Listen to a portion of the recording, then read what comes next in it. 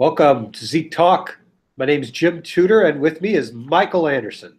Hello, everyone, and Merry Christmas and Happy New Year and Happy Hanukkah and all the other holidays in between.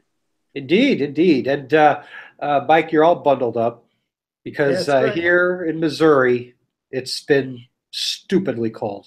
Yes, it's just been a brutal, brutal week. It's down in the single digits and into negative numbers at night. It's been a lot of no fun, especially when you live in a big drafty house like I do, and where we've been bundled up in our coats and our scarves and under three blankets while Whoa, watching our television at night.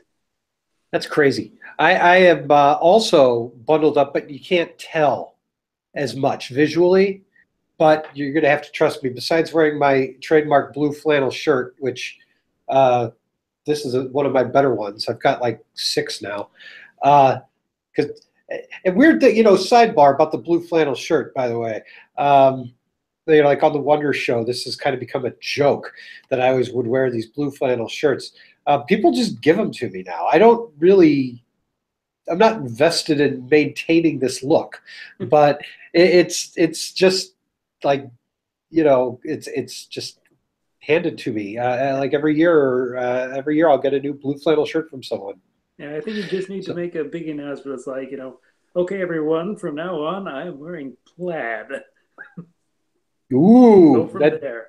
that would. I don't know that anyone would recognize me at that point. But no, under the blue flannel shirt is a new shirt, which is a cold proof shirt. Mike, have you heard of These I you have can you not. can Tell me about these cold proof shirts. yeah, it's like $7 or $8, and it's called well, I don't want to promote a brand here, but it's called the 32 degrees shirt, and it's very comfortable. It's thinner than a regular shirt, but it's designed to keep you warm. So that helps you when you're trying to watch your movies and TV at home in a cold house on these cold days. Yes. I've got a cold proof shirt now, which uh, it's changed my life. I've been Since sticking with the fuzzy sweaters and the yeah, scarf, the which gloves, and the three pairs of underwear. you look like Doctor Who, and it does sound like it'd be hard to move around when you're wearing that level of clothing. No, that's true. But But then again, in this weather, I don't want to go anywhere. So, no, no, and you're right not to want to because I was going places today. Uh, it was no fun. Anyhow, we're all caught up now that we've discussed how cold it is and why we're wearing what we're wearing. The reason that we're here is because, the reason we're here is because we're supposed to do this show all the time and we haven't been. Apologies for that, viewers. yes, it's Life.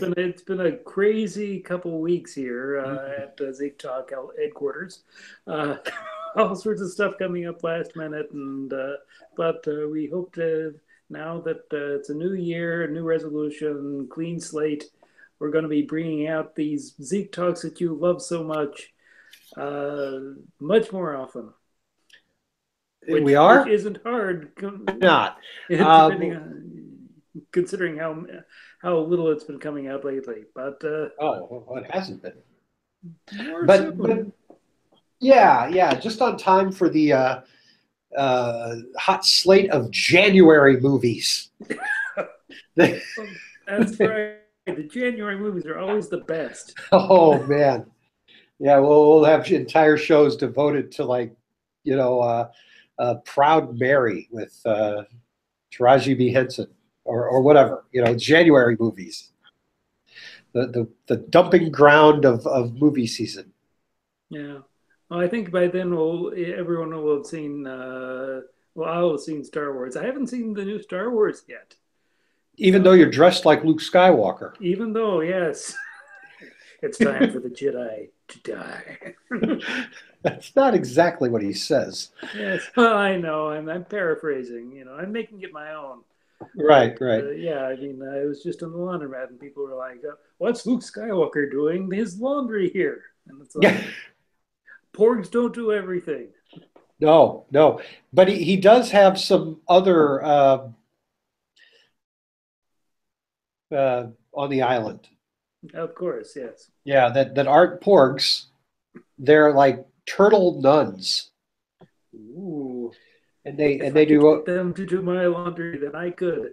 yeah. Dare I say it? Rule the galaxy with you as my side. Oh, well, gee, me? That's right. Oh, That's right. well, that's Just something. join the dark side. It'll be fun. Something to consider. Yeah. Uh, okay, the year 2017 is ending. It's crashing, screeching to a halt, and we're doing this at the very end of December. So it is, as we say in film critic land. We're just getting out of Film Critics Award season. It's time to drop those lists on the world. These are the Best. things us critics live for. It's the list time. Oh, I actually do not live for this, and many of us do not. We uh, kind of bemoan it, but say, you have to do it because it's what people expect, and it gets attention. So, which everything else that we put out there doesn't. So the one thing that gets attention, you got to do it. That's So we're right. doing this. Where I tonight will, since I'm the film critic, I will reveal my top 5 movies of 2017. And Mike, And I, being the resident TV guy, I will reveal my top 5 television series. all right, well, shall we get going? And who wants to start? Do you want to be the? Let's see.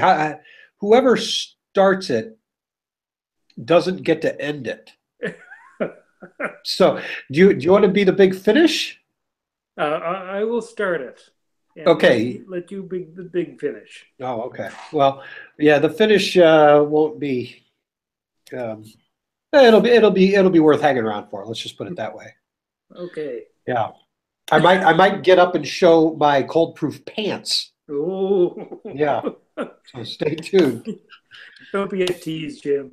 Sorry. So okay, all right. We'll start with number 5 of my 5 favorite television series of the year, and I'm going to go with The Legends of Tomorrow. Now, as you know, on the big screen, DC has really had a rocky ride with Wonder Woman being like the one standalone movie that everyone seems to say that's the good one, and the rest not good at all. Not good. DC has had much more success on the small screen, especially with their CW shows, the so-called Arrowverse. Arrow, The Flash, Supergirl, and now Legends of Tomorrow. What about Gotham? Is that one of them? Gotham is not part of the same shared universe. It's sort of out on its own. Dark and It's the edgy. one that it's on Fox. The rest are on the CW. So Okay.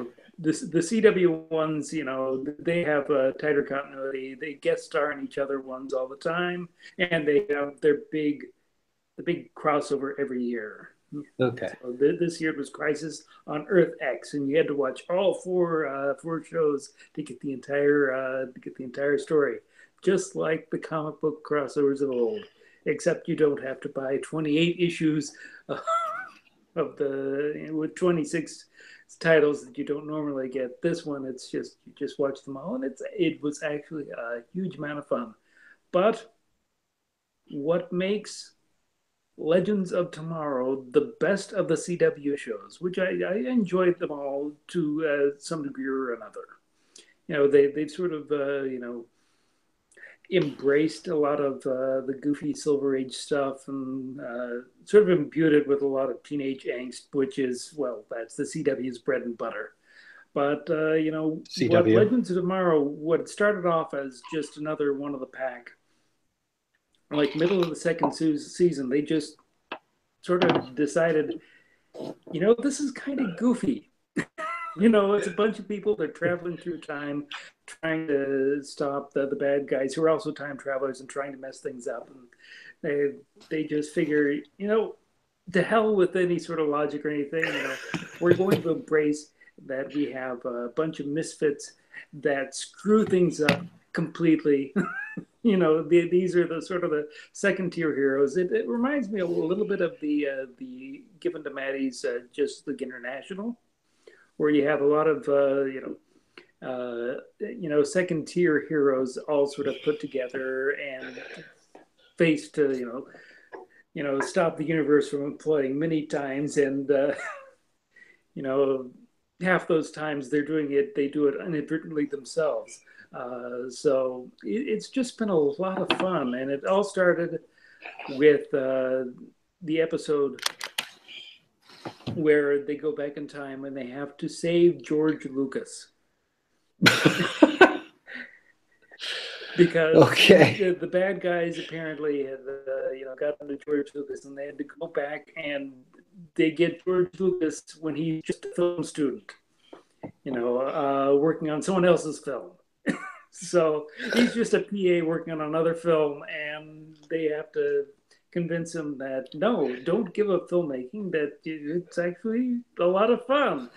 But he's just miserable. And at that point, where they just sort of embrace the silliness and just sort of let it rip, that's when it really took off. And it's just a rollicking hour of fun every week, and I look forward to it, and I love it to bits.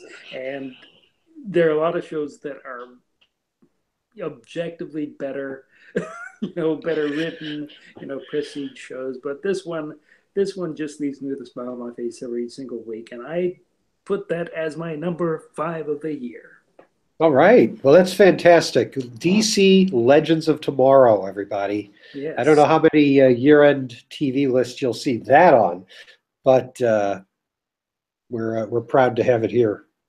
I guess at least Mike is, and I'll stand with that. I was going to ask you why that show is different from why that one and not Arrow or Supergirl, but you answered it. Okay, we'll switch over to movies then. For me, my number 5 movie of 2017 is this film that you may have heard about that came out in, gosh, was it July or August? I'm not sure. Maybe even later than that. September? It was September. It was. Mother. Mother. With an exclamation point and a lowercase Mother, by Darren Aronofsky. Yeah. Now, this was one of the. This is the one that there were fights and. Yeah, there were fights. I know a lot of folks soured on Mother. Like even film buffs who were inclined to like it heard Darren Aronofsky, the writer and director of the film, out there trashing it. Now, I didn't hear any of that, so I still like it. And the reason I like it, it's what we call a two-hander. It's the Jennifer Lawrence and oh, I'm blanking on his name. No Country for Old Men, the bad guy. Who is that? Javier Bardem? Yes, that guy. He's the artist. Thank you. He's the artist, and she is the mother. And they share an old house together. It's dilapidated. They really, they don't have names to speak of, but they just live he's a frustrated artist, and she is not a mother at all. She's just a neglected wife, really. And people start to show up to the house, and it gets crazy. The whole thing is housebound. And if that sounds claustrophobic and insane, believe me, it is. It's that's just the beginning, yeah. And then the movie just kind of spirals into insanity land, and it's beautiful. It's scary. It's disturbing. That's for sure. It's disturbing. Um, it's not like anything Jennifer Lawrence has done. And by the way, I'm a fan of hers. When she was up and coming, it quickly became apparent that this is an actress who elevates pretty much everything she's in.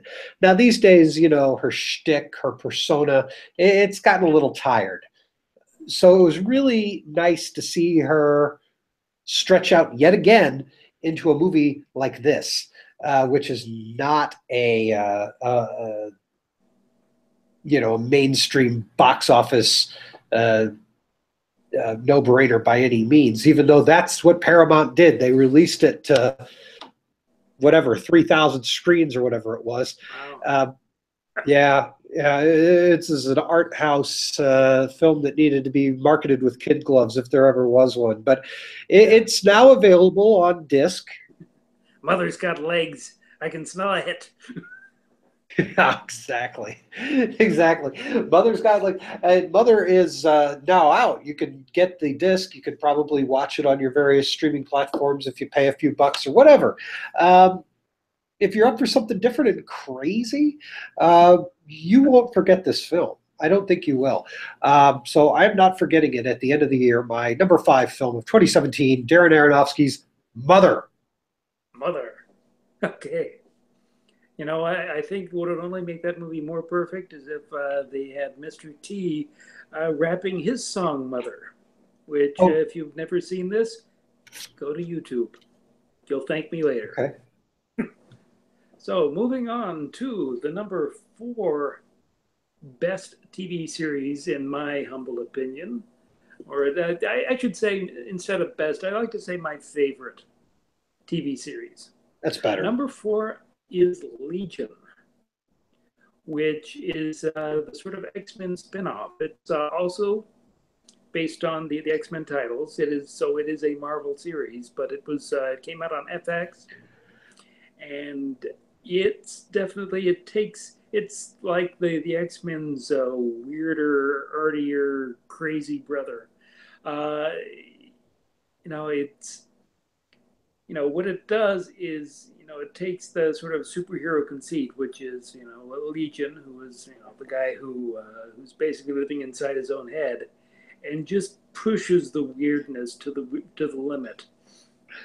And it is just it it's grounded by Aubrey Plaza's villainous turn as the Shadow Queen, which is just it's completely unlike anything that she's done up to this point, and it's sad to see that this has sort of been overlooked by all the other television out there, because it really is a fantastic performance.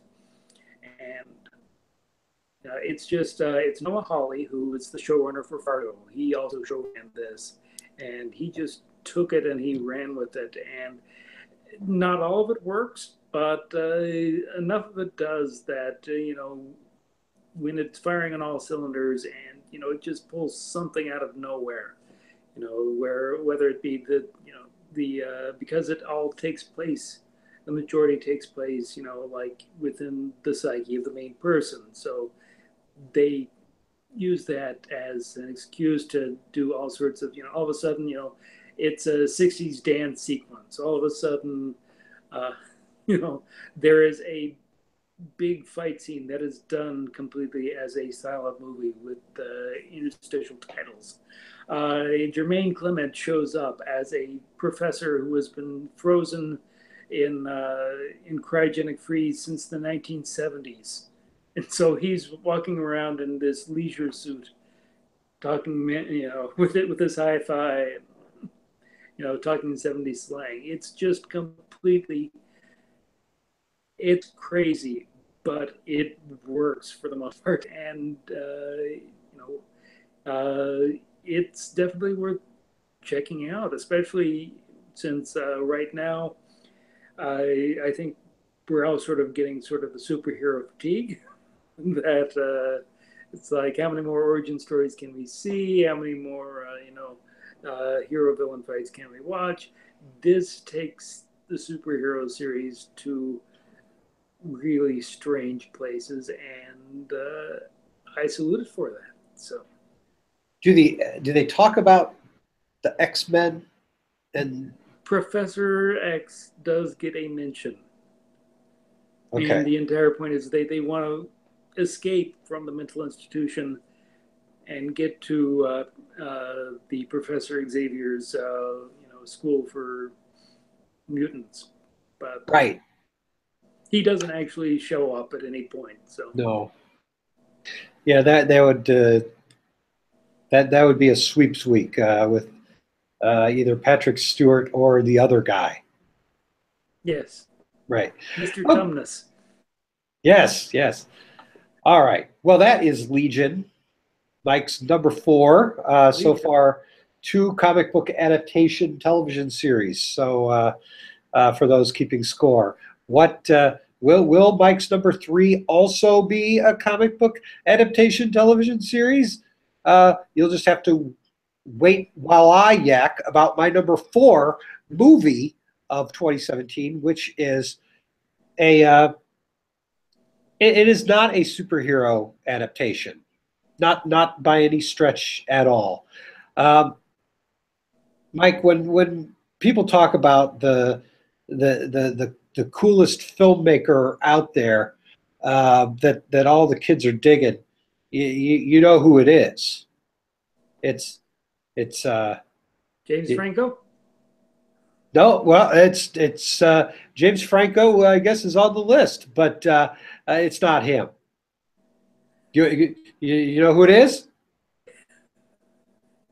I give up. Okay. Well, of course, I'm talking about one Richard Linkletter, the director, Oh, yeah, out of Texas there. I was He's, going to guess Tommy Wiseau, but oh, not him. No, no, he's not the hippest cat filmmaker that the kids are digging. oh It's, yeah, yeah, Richard Linklater, who yeah. made that movie Slacker that all the kids seem to like. The Slacker, Dazed and Confused. That's his movie, Dazed and Confused.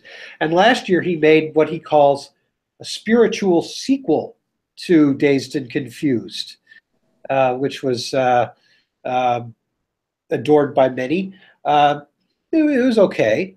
You know, Dazed and Confused is the high school movie. This was last year was the college movie. Actually, it wasn't last year. It was 2 years ago because the one I'm talking about is well, it's the 2017, which I guess is soon to be last year.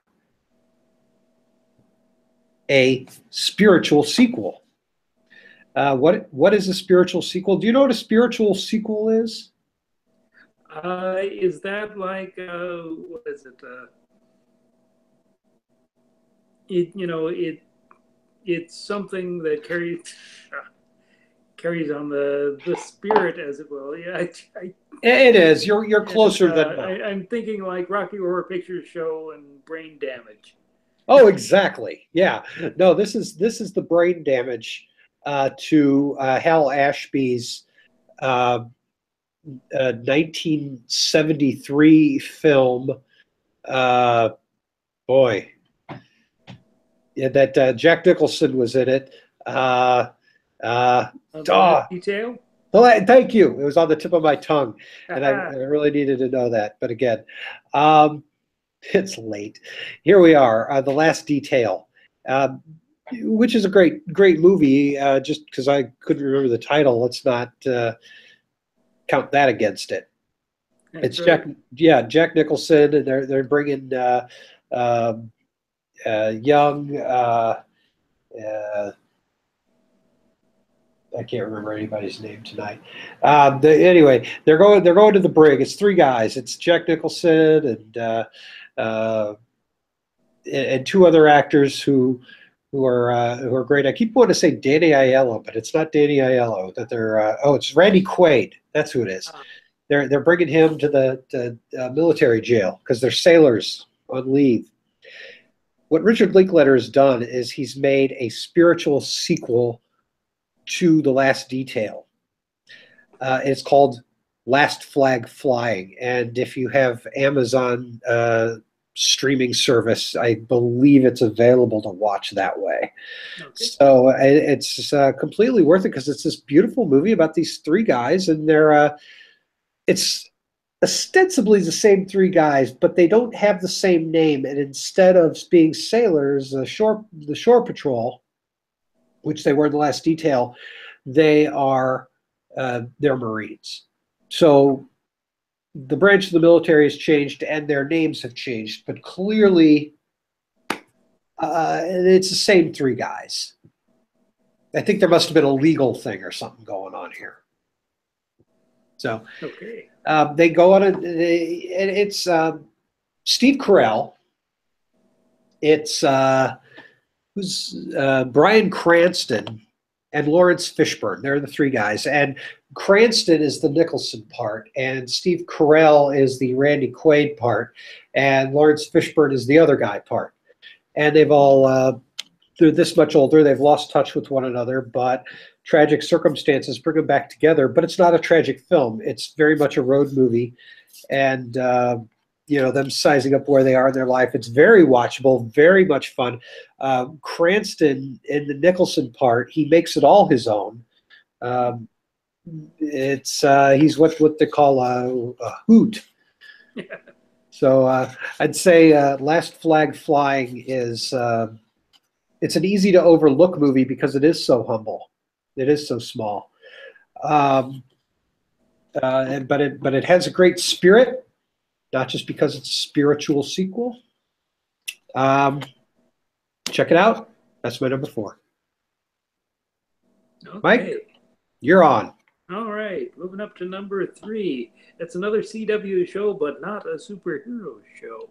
Ooh. I'm going to go with Crazy Ex-Girlfriend as my number 3 show.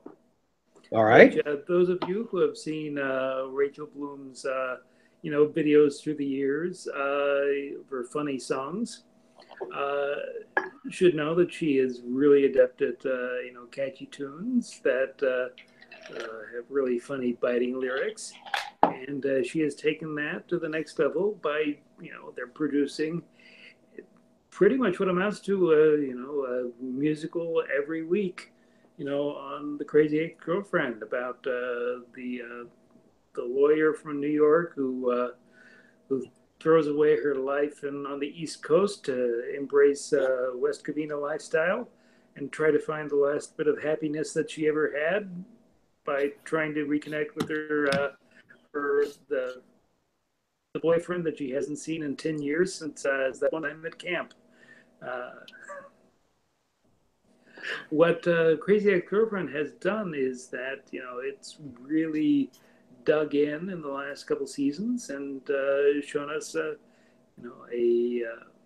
picture of mental illness. Actually, the Crazy Ex-Girlfriend is, in fact, a little bit crazy. Certifiably? Certifiably, yes. Oh, but, my. it is actually a very accurate portrayal of it and a very positive portrayal. And, it has lots of heart, lots of jokes. It's an extremely funny show. And, at least 2 show-stopping numbers every week. And, if you don't think that's hard, think about how many other musical shows have come and gone. I think Cop Rock tried, and no one tried for another 20 years. No.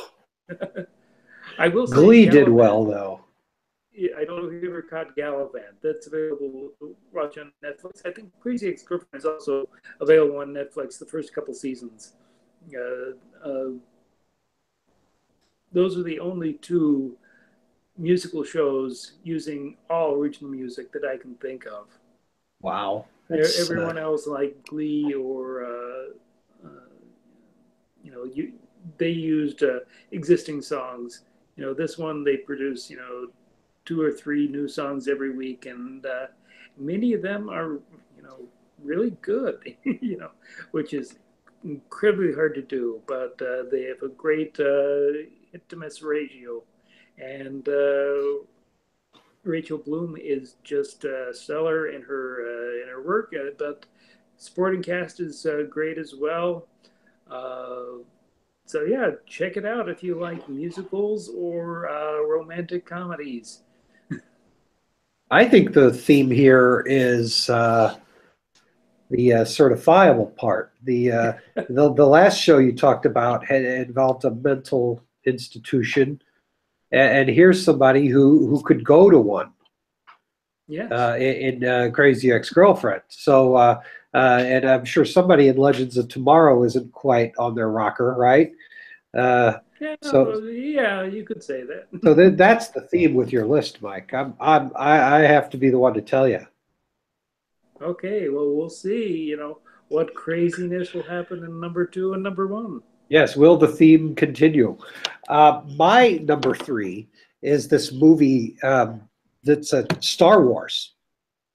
Ooh, Yeah, yeah, I've heard Star. that. Right, yeah, good Star Wars movie, Mike. You should see it. It's called The Last Jedi, and it's out now.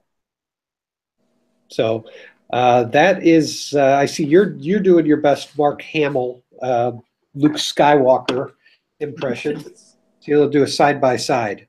Okay. How's that? Yeah, is that you? I don't know. That's you're bundled up like he is too. Oh yeah, hey, look at that. Say something so we can see you. You have to go full screen. No, he took off his hood. He was Okay. wearing his Jedi robe, but it was down in the postage stamp of the corner of the screen. Yeah. Well, I'll Yeah. go to full screen and look at me. Right, right. So you can read my review at the website ZekeFilm.org.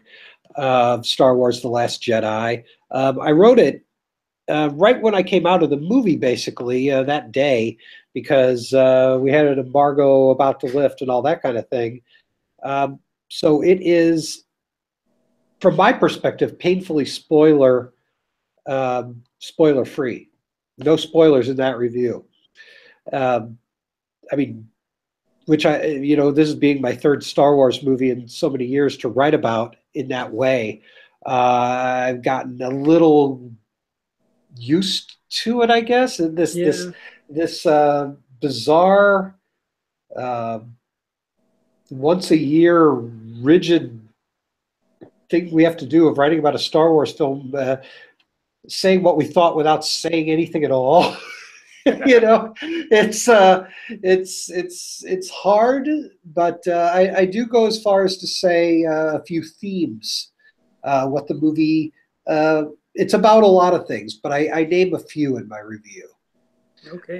It's a good middle chapter, and I'll just leave it at that because I know you still need to get out and see it. That So is correct. It's been too cold to go anywhere. yeah, So, well, I'll just say this. I wrote the review before there was a lot of fanboy backlash against Star Wars: The Last Jedi, which I personally don't understand. well, Um, they've been trying to backlash for a while now. Force Awakens had a big organized backlash to it, and Rogue One also had a big organized backlash to it. well, the reason they're backlashing here is a little different. So I'm just telling you, Mike, you might brace yourself because all those theories that you've been making about what certain things that happen in Star Wars Episode 8 to Last Jedi, They're all they're wrong. they're probably wrong, and for that uh, for that you're going to hate the movie. Okay. I'm kidding, but that is why a lot of these people do hate the movie because their theories are wrong. Yeah. And that happens, folks. That's just part of it. You don't need to sign an online petition to revoke the film from the Star Wars canon. That's overstepping your place there, people. That's just silly, yes. It really is. Yeah, So save your signatures. You're going to need them for the solo movie. exactly. So we'll reserve a spot on next year's list for that or not. Yes. No, And we kid the Han Solo movie and Ron Howard, but I wish him well. I don't know. Have you seen All I that? can say is like all the Star Wars movies, I will walk into it saying, I hope this is going to be good. Dropped out. You hope what?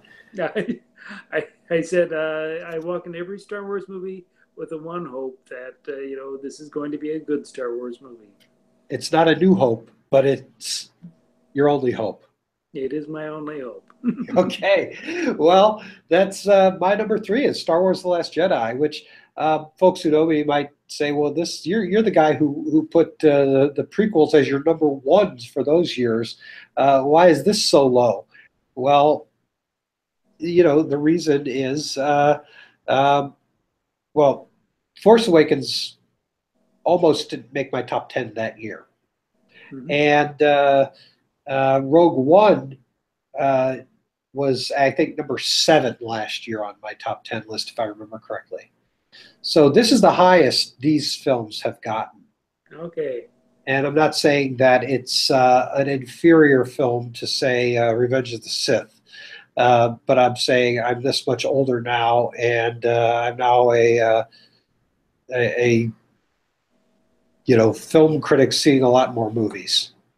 Okay. So we'll find out what the next two of those are after you talk about your number Number two. two. Yes. Number two from Netflix. I picked Glow, the Gorgeous Ladies of Wrestling. Yeah. Alison Brie and Mark Maron leading a great ensemble cast. That combines the Misfit sports team with the Let's Put on a Show. The two genres that actually work really well together.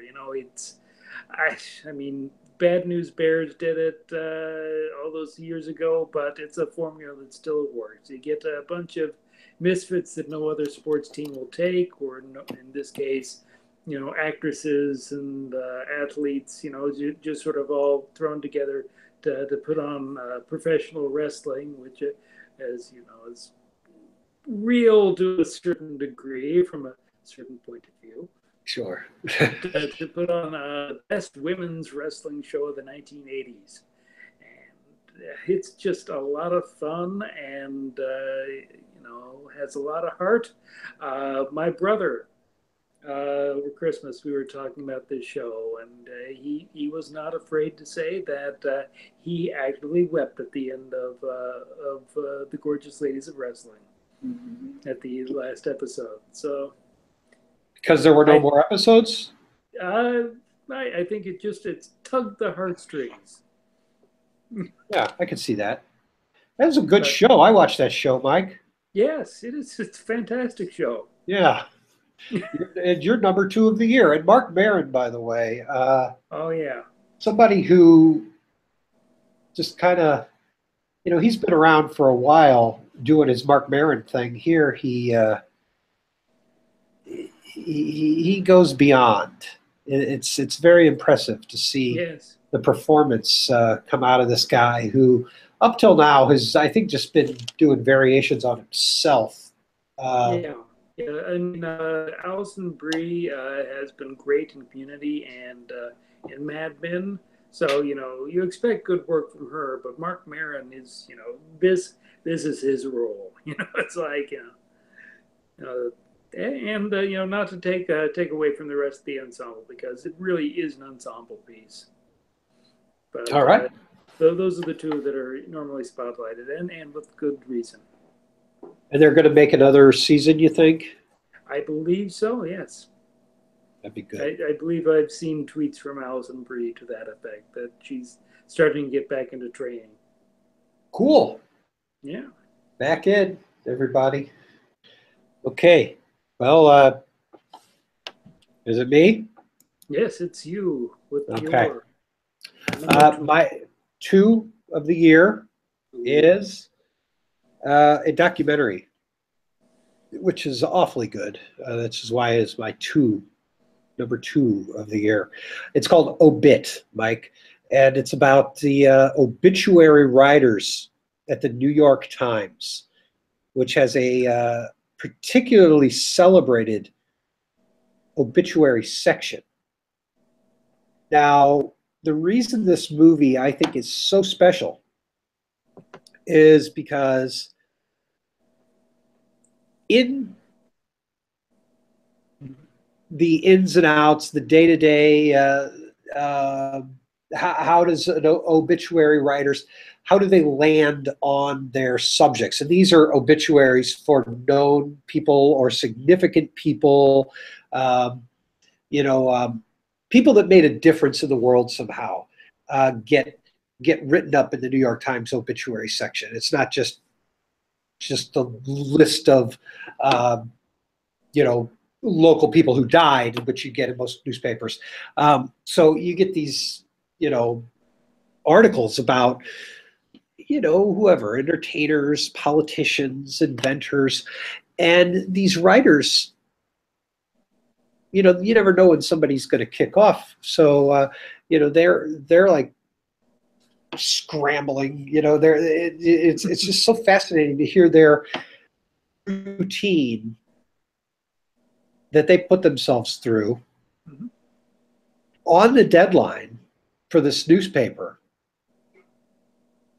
And then the eloquence, which comes because it's the New York Times, which is, expected, but these aren't just journalists, they're writers. And the way they craft their words and find their angle and figure out what the article is going to be. As a writer of film reviews, I related to this. Maybe that's why it's so high on my list, but I really, really think it's a fine, fine film. It says a lot of things. Is that, the filmmakers using this subject to kind of examine our world, if that doesn't sound cheesy, but that's what's happening here. And it's probably the best film I've ever seen about writing, the writing process. And it's called Obit, like obituaries, OBIT. And it had a brief run in theaters, certain theaters in certain cities. It is now available on DVD and Blu-ray for sure, and I would imagine selected streaming platforms have Obit available to watch now. So I'd say do yourself a favor and find that movie some night. It's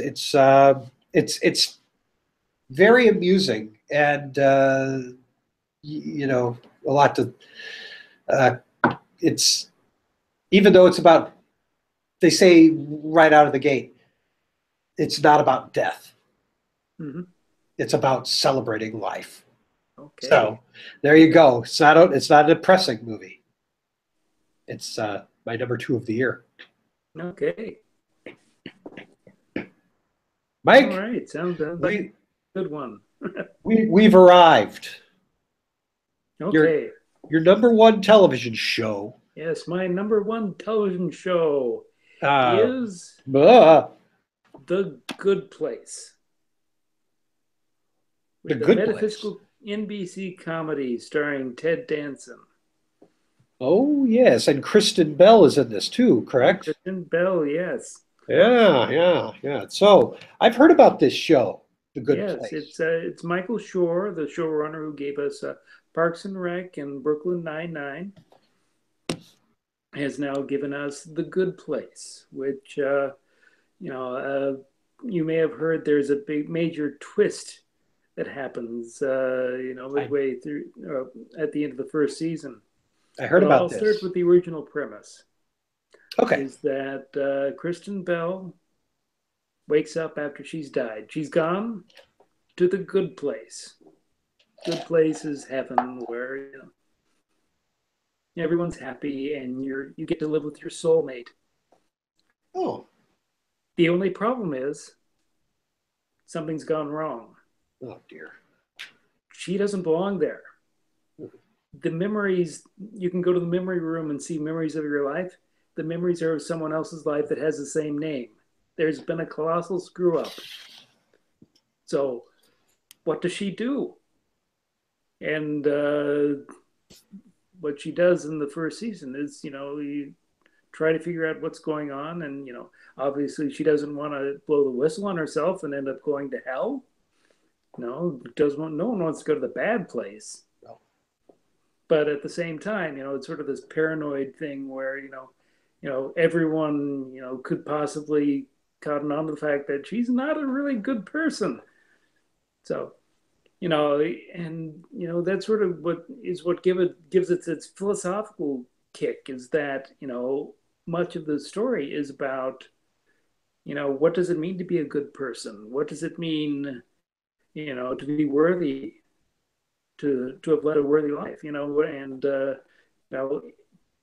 to do so in such to take these which are, I mean, Bergman obviously would give us a very heavy movie, but this is an extremely light film with lots of funny, silly gags to it, that still manages to have philosophical heft to it.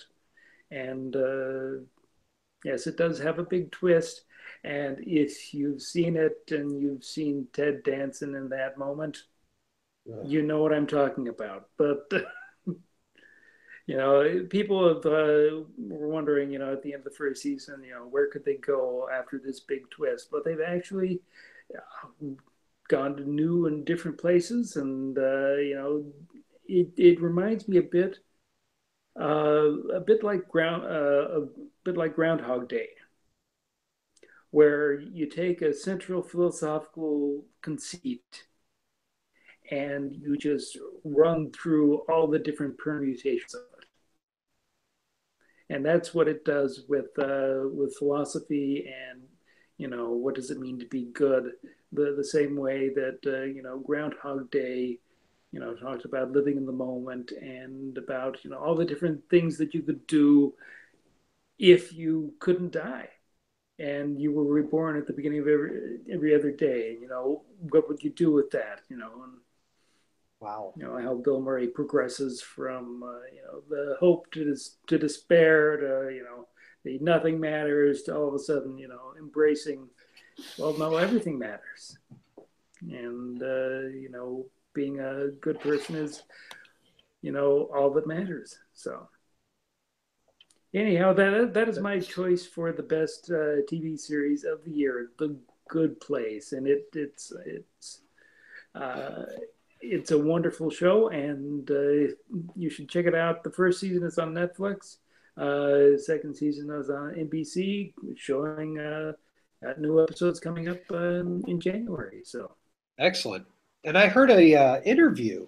Actually, it wasn't so much an interview, but if I'm remembering correctly, a writer from The Good Place was, I guess, a friend of an acquaintance. Actually, a guy I interviewed on this show, ZekeTalk, Tyler Smith, who wrote a book that we talked about on ZekeTalk several months ago. He has a podcast, and on that podcast, he had his friend who's a writer on The Good Place on for an episode. So I did listen to that, and they didn't go into spoilers on there either. But man, yeah, no, it definitely sounded very intriguing and very worthwhile. So it sounds like a fantastic choice for your number one television series of 2017, Mike. Okay.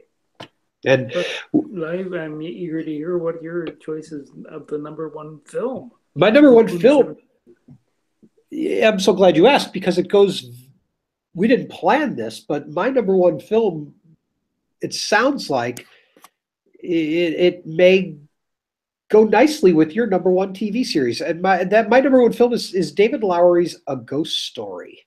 Oh. Yeah. David Lowery, that's the lead singer of Camper Van Beethoven? He might be, but I know him as a filmmaker.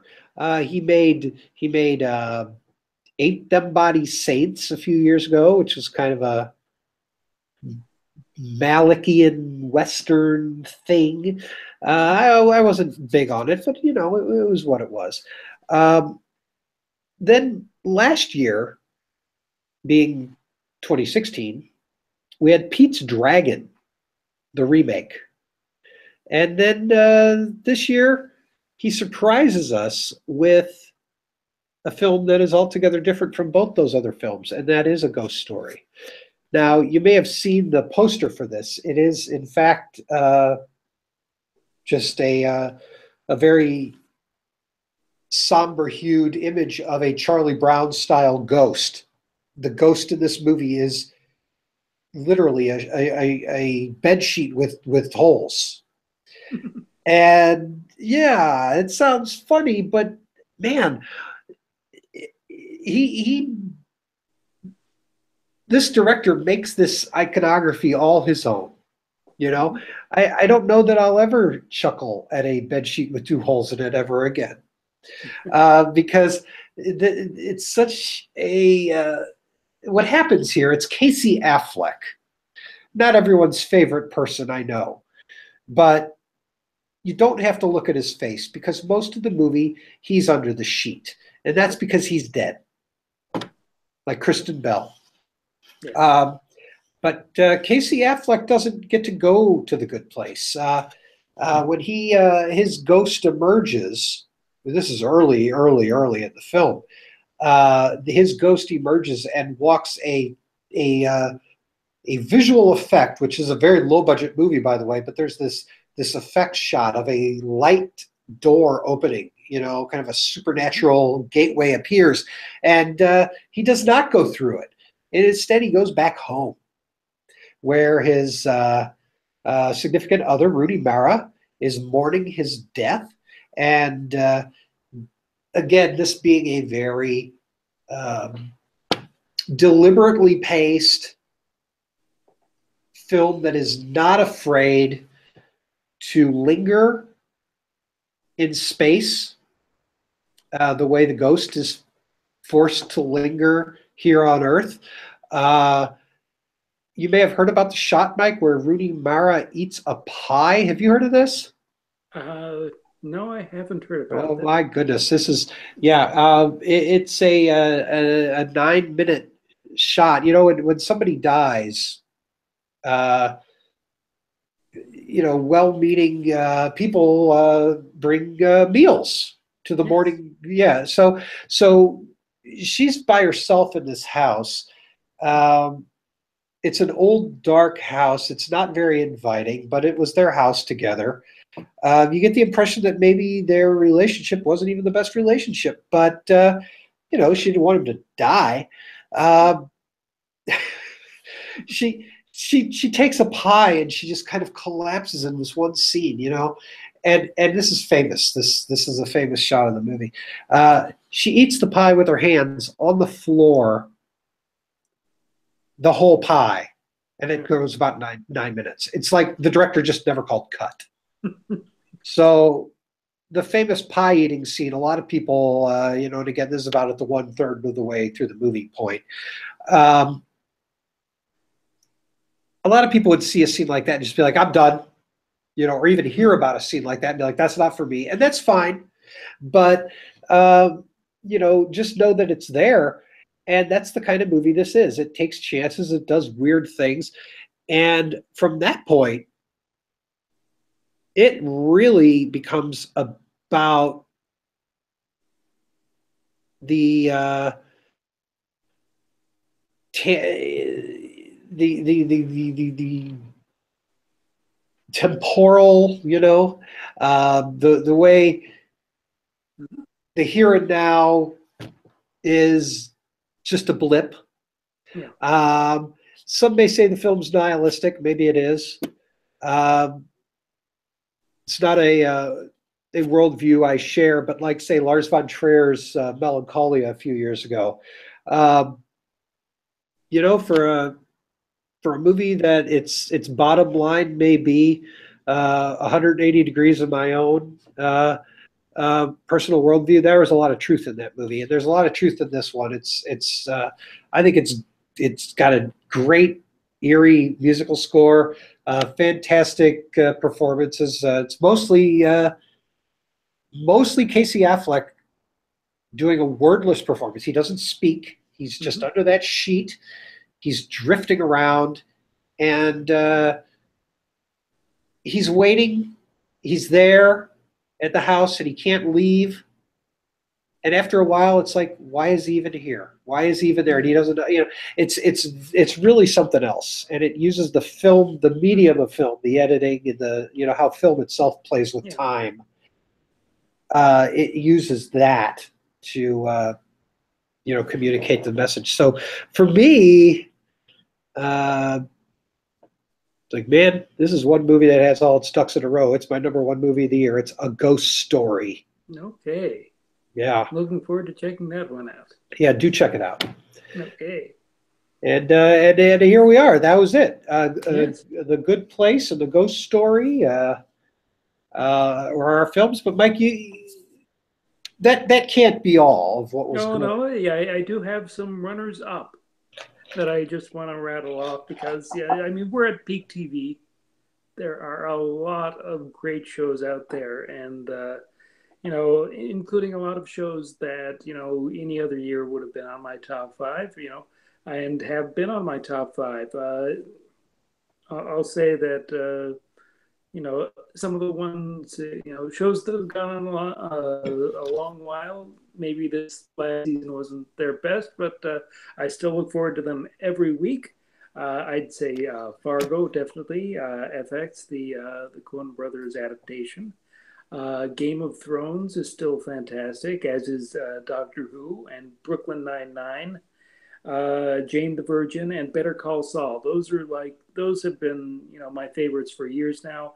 They're still going great. I still look forward to every episode. They just didn't make the top five this particular year.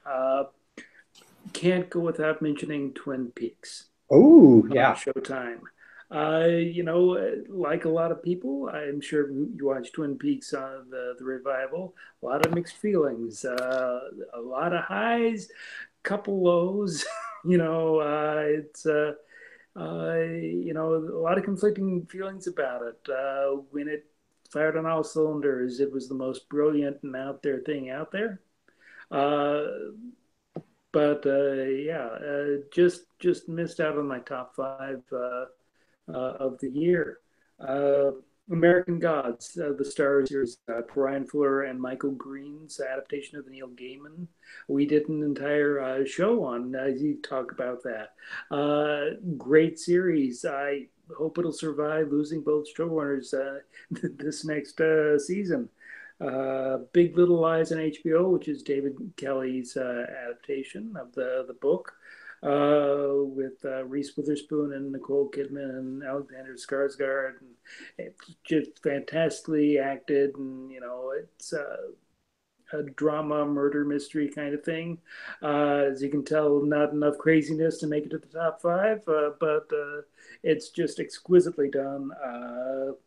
The Marvelous Mrs. Maisel, I actually haven't watched the entire show. That's from the Gilmore Girls creator, Amy Sherman Palladino. Just a lot of fun, fast-talking 1950s Greenwich Village female comic trying to break into the business. It's a lot of fun in that same Gilmore Girls kind of vein. And finally, I will say that I really enjoyed the new adaptation of The Tick. On Amazon Prime. Ben Edlund again show-running. In the Tick adaptations, well, of course, the comic is probably the best of everything, with the cartoon being a close second. And I'd put this at number 3, and the other live action at number 4. So. Okay. That's a lot of shows. Yeah, it is a lot of shows. Like I said, we're at peak TV. The Tick. Check it out. It's a lot darker than all the other versions. Yeah. But has there are a lot of funny stuff in it too. The scene where the Tick meets Arthur's stepfather, and the stepfather asks him about his feet. That doesn't get any funnier than that. I haven't seen that yet, but I'm kind of morbidly curious. I kind of like, the Tick of the 90s animation, you know, and all of that. So it's kind of hard to imagine another show supplanting that, or even pulling up alongside of it, I suppose. I presume this has Ben Edlund, the creator of the Tick, and has his blessing, or is he like directly involved? Or Oh, he is directly involved. Yeah, he's the showrunner. He's writing. He okay, wrote pretty much every episode, or co-wrote. well, that's what he wants to do then. Okay. Yeah. Uh, well, you talk about peak TV and Twin Peaks. There are Twin Peaks tonight because we have peak TV over here, but we have peak cinema in 2017 as well. If I may be so bold. Yes. Oh, I would be remiss to mention that a number of these shows, such as Twin Peaks, Glow, and American Gods, most definitely we have done entire shows on in the ZekeTalk archives. Yes, So yes. be sure to check those out if you enjoy those shows. Yeah, that's here on the YouTube channel. And Yes. on the website, you can find them as well just by searching the keywords of whatever it is. Yeah, a lot of great shows from us about a lot of great shows. I don't know, and movies. Uh, this was a stellar year for movies, Mike. It was fantastic. However, how many great, really great films there were. Um, and it was one of those years where we just had a lot. Like my number one Ghost Story wasn't like, you know, a shoe-in far and away number one. It's just the movie that really stayed with me as a more powerful experience than the others, perhaps by a margin. But there's a lot. I mean, just so much great stuff. I mean, um, it's there. What I'm saying is there isn't any one great rise to the top, obvious top choice for me. There are like 40 films I wouldn't want to do without, and a few of them. I'll just rattle off some titles like you did. Get Out, Thor, Ragnarok. Thor. Lots of fun, that movie. The um, third Thor movie. And the best. Atomic Blonde with Charlize Theron in late 1980s Berlin. That is, boy, some amazing fight scenes in that, and quite the stylish, odd movie. Atomic Blonde is. Yeah. Dunkirk by Christopher Nolan, possibly his best film. It's unique among his work, and not just because it's about World War II, and none of his other movies are. There's another movie called Maudie, which is about the artist named Maud. Boy, I want to say Maud Adams, but that's not right. That's the Maud Bond. Adams is a Bond girl. That's the Bond girl. No, it's not the Bond girl.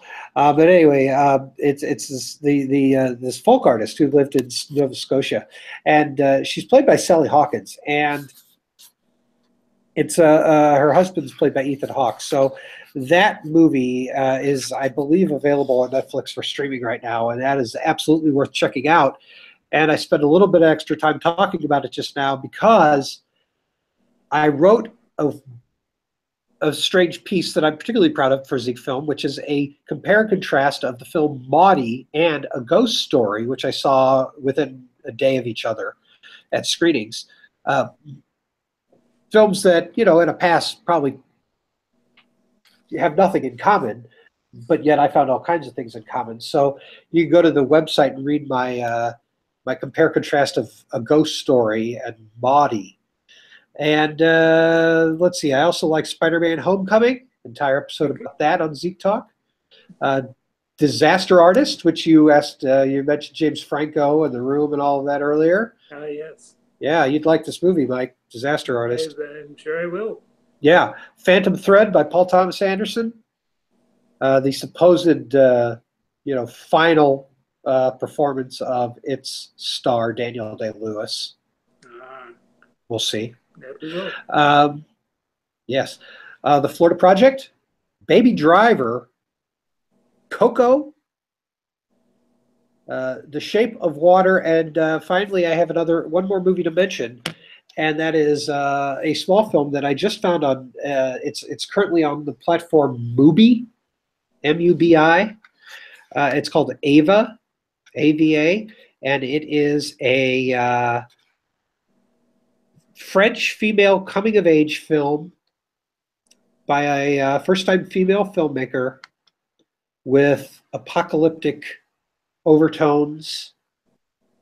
And it's a film that, again, has gotten under my skin, and I still think about it quite a bit, so I'm excited about it. It's called Ava, and it did well at the Cannes Film Festival. And there